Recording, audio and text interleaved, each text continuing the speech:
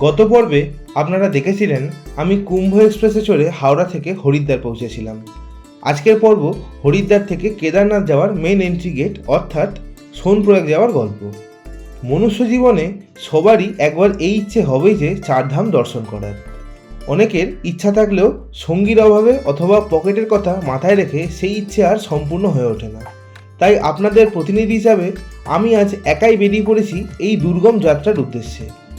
আজকের পর্বে থাকবে হরিদ্বার থেকে বাসে করে সস্তায় সোনপ্রয়াগ যাওয়ার গল্প, পথের সৌন্দর্য, আঁকাবাঁকা রাস্তা আর পাশ দিয়ে বয়ে চলা পাহাড়ি নদী।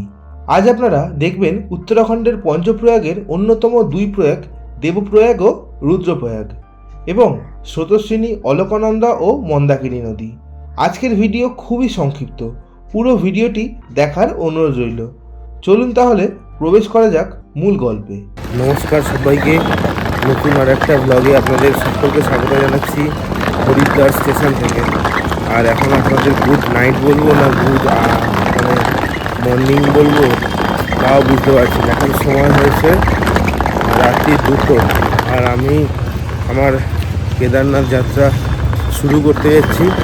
আর এখান থেকে বেরিয়ে এবার যাবো হচ্ছে আমি বাস স্ট্যান্ডে। চলুন তাহলে বাস স্ট্যান্ডে যাই, বাস স্ট্যান্ডে গিয়ে একদম কথা হচ্ছে। হরিদ্বার স্টেশনের এক্সিট গেট দিয়ে বাইরে বেরোলেই আপনারা দেখতে পাবেন সোনপ্রয়াগ বদ্রীনাথ যাওয়ার বিভিন্ন ধরনের বাস। আপনারা সেখান থেকেই বাস ধরে নিতে পারেন।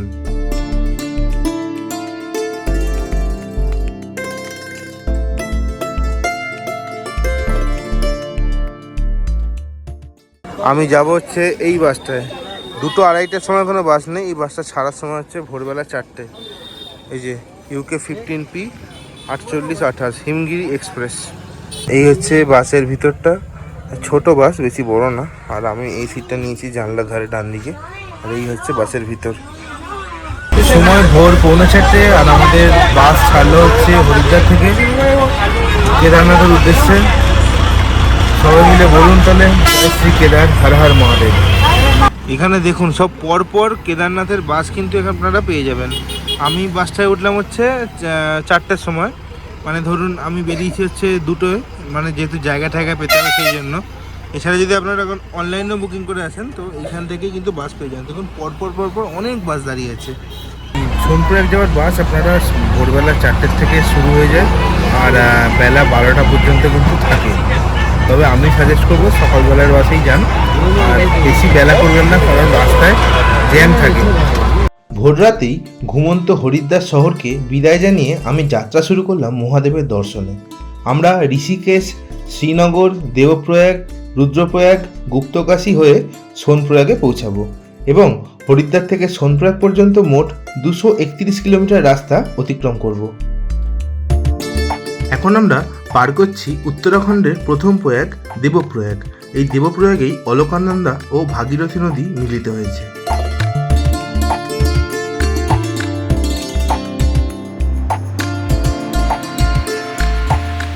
দেবপ্রয়াগের পর থেকে রুদ্রপ্রয়াগ পর্যন্ত আমরা সাথেই পাবো অলকানন্দা নদীকে। এই অলকানন্দা নদীর রং নীলাভ সবুজ আর ভাগীরথীর রং ঘোলাটে।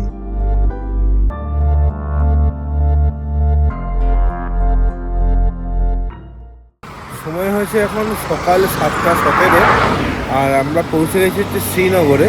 এটা কিন্তু কাশ্মীরের শ্রীনগর না, এটা হচ্ছে উত্তরাখণ্ডের শ্রীনগর।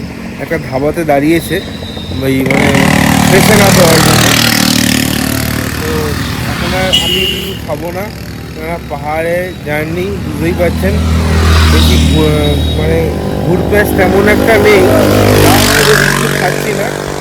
আর এখানে বেশ সুন্দর ওয়েদার, ঠান্ডা ঠান্ডা, বেশ আরামদায়ক। সবচেয়ে ভালো হচ্ছে এই জায়গাটার ভিউ দেখুন।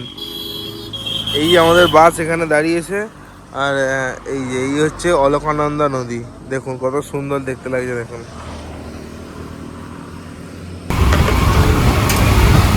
এইখানে রেলের মানে এখনো সুড়ঙ্গ কাটার কাজ চলছে এই যে ভেতরে এই পাশে। এই উপরের রাস্তাটা চলে গেল হচ্ছে বদ্রীনাথের দিকে আর আমরা নিচের দিকে নেমে গেলাম কেদারনাথের দিকে। সামনের এই বোটটা থেকে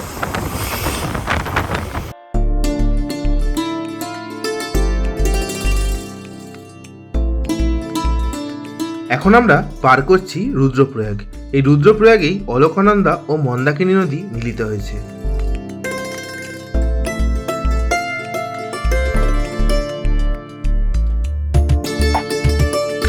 রুদ্রপ্রয়াগের পর থেকে সোনপ্রয়াগ পর্যন্ত আমাদের সাথ দেবে স্রোতস্বিনী মন্দাকিনী নদী।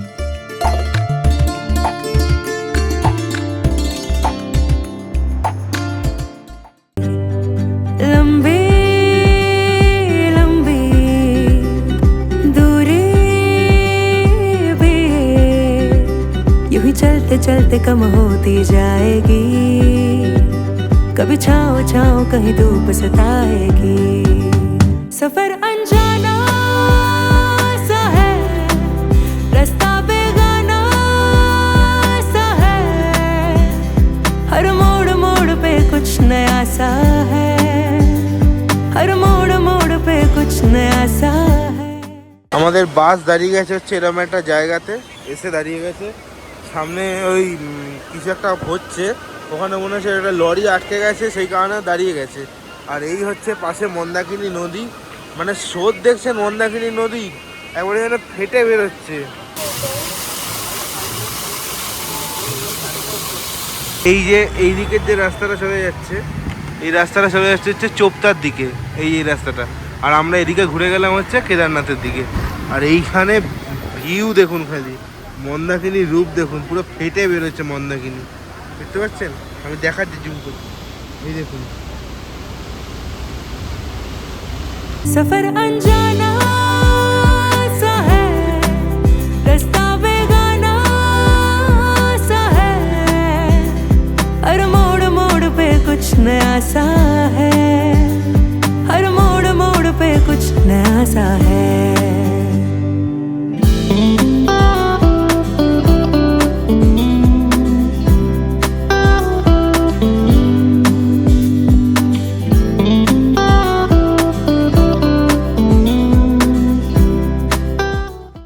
সময় হয়েছে এখন সকাল 10:30, আর আমরা এসে পৌঁছে গেছি হচ্ছে গুপ্তকাশীতে।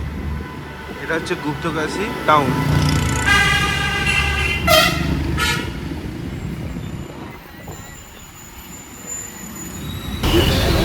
এইটা হচ্ছে গুপ্তকাশী ট্যাক্সি স্ট্যান্ড, দেখুন এই যে এদিকে। আর আমি এখন যেদিকটা আমরা ট্যাক্সি স্ট্যান্ড দেখাচ্ছি, ঠিক তার অপোজিটেই হচ্ছে গুপ্তকাশীর মন্দির। আপনারা এখান থেকেও কিন্তু যদি বাস না পান ডাইরেক্ট, তো এই গুপ্তকাশী নেমেও এখান থেকে শেয়ার গাড়িতে করে কেদারনাথ যেতে পারেন। সময় বেলা 12:10, আর আমি পৌঁছে গেছি হচ্ছে একদম সীতাপুর পার্কিংয়ে। এরপরে আর বাস যাবে না, আর মানে এরপর দাঁড়িয়ে পড়েছে এখানটায়, কিন্তু হেঁটে হেঁটে যেতে হবে সোনপ্রয়াগ পর্যন্ত। আর এই হচ্ছে সীতাপুর বাস পার্কিং। এখান থেকে আপনারা হরিদ্বার, বদ্রীনাথ বা উত্তরাখণ্ডের যে কোনো জায়গায় যাওয়ার বাস পেয়ে যাবেন। আচ্ছা, আমরা এখন এসে দাঁড়িয়েছি হচ্ছে সোনপ্রয়াগের পার্কিংয়ে। আর এখানে দেখুন এখন লকার রুমসও আছে, আর এই পাশেও আছে, এই যে হোটেল অভিষেক লেখা আছে, এখানেও লকার রুম আছে। আচ্ছা দেখুন, এখানে এরকম ক্লক রুম, ডরমেটরি, মানে এই আপনার ব্যাগ ট্যাগ যেগুলো আছে সেগুলো রেখে আপনি এখানে যাত্রাতে যেতে পারেন। এখানে দেখুন লেখাই আছে, শ্রী কেদারনাথ যাত্রা from Gaurikund will start at morning 5 AM, no queue, no shuttle vehicle. এই হচ্ছে ব্যাপার। এই হচ্ছে সোনপ্রয়াগের পার্কিং, দেখুন দেখেছেন কত বড় পার্কিং। আর ওই দিক দিয়ে বয়ে আসছে হচ্ছে মন্দাকিনী নদী। দেখুন এখানে লেখা আছে হচ্ছে ত্রিযুগী নারায়ণ। এই যে এই রাস্তাটা চলে যাচ্ছে ওপরের দিকে, এটা হচ্ছে ত্রিযুগী নারায়ণের মন্দিরের দিকে।